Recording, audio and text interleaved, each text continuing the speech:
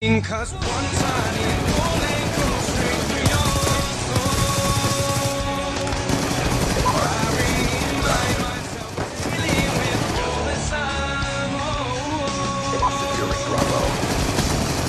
One fatal moment is eternity.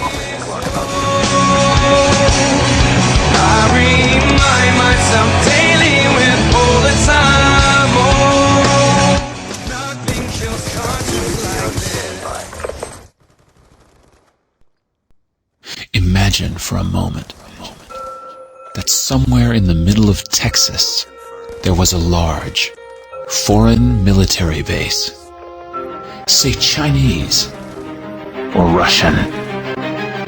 Imagine that thousands of armed foreign troops were constantly patrolling American streets in military vehicles.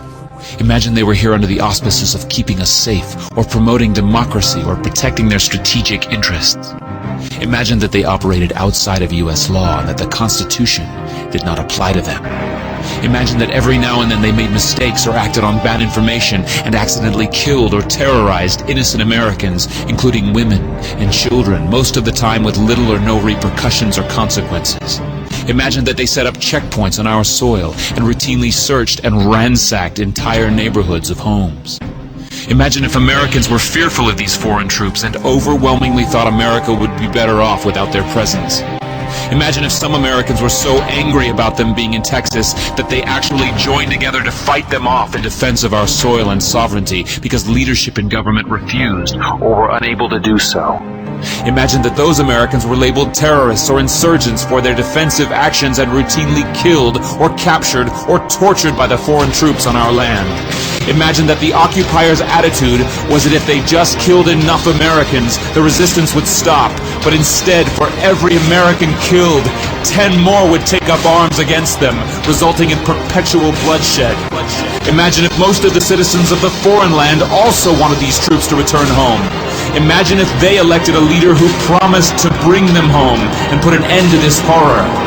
Imagine if that leader changed his mind once he took office. The reality is that our military presence on foreign soil is as offensive to the people that live there as armed Chinese troops would be if they were stationed in Texas. Shutting down military bases and ceasing to deal with other nations with threats and violence is not isolationism. It is the opposite. Opening ourselves up to friendship, honest trade, and diplomacy is the foreign policy of peace and prosperity. It is the only foreign policy that will not bankrupt us in the short order, as our current actions most definitely will. I share the disappointment of the American people in the foreign policy rhetoric coming from the administration.